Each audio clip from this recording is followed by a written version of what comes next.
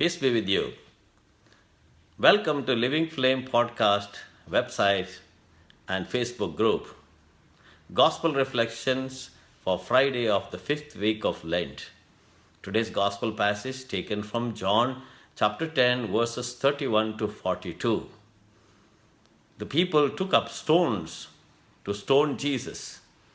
We know that in chapter 8, they had brought a woman caught in adultery and they wanted to stone that woman. But then here they take up the stones to stone Jesus himself. There is no wonder that Jesus had become such a controversial figure because he was trying to associate himself as the Son of the Father. But then Jesus asked them a simple question. Why do you want to stone me? If you do not want to believe me, that is okay. But you should not stone me for all the works that I have done. And what are the works? If you scan through the Gospel of John, dear friends, we have these wonderful signs that Jesus worked. They were signs, they were miracles, they were beyond human reason to think. First of all, in chapter 2 of John, we find how Jesus turns water into wine. And chapter 4, he heals the nobleman's son. Chapter 5, he heals the paralytic near the pool of Bethsaida. Chapter 6, Jesus makes this miracle of multiplying bread in the desert. And in the same chapter, Jesus walks on the water towards his disciples when they were in trouble in the boat. And chapter 9, we find how Jesus opens the eyes of the blind. Now in this chapter, when Jesus was trying to explain to them how he came from the Father and how he was working because the Father had asked him to work and he was trying to communicate to them the word of the Father, they got angry. And he called himself the Son of the Father. Of course, people thought that he was blaspheming.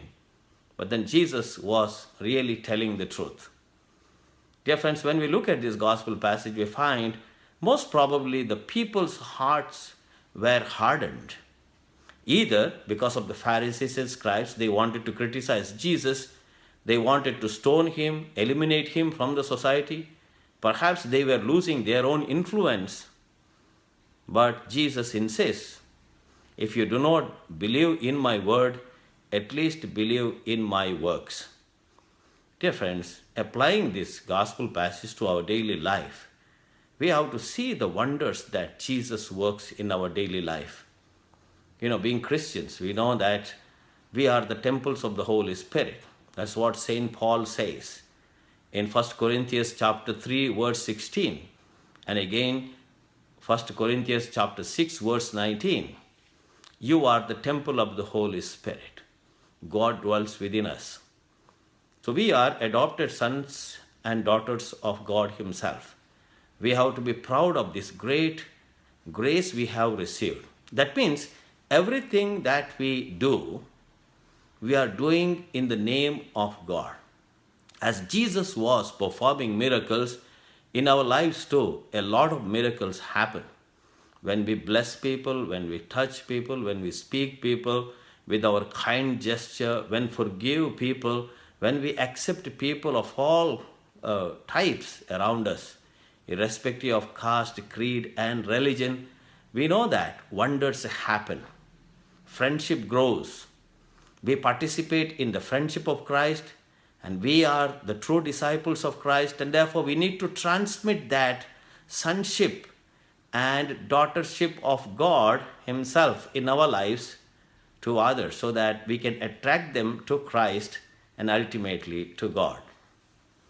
God bless you.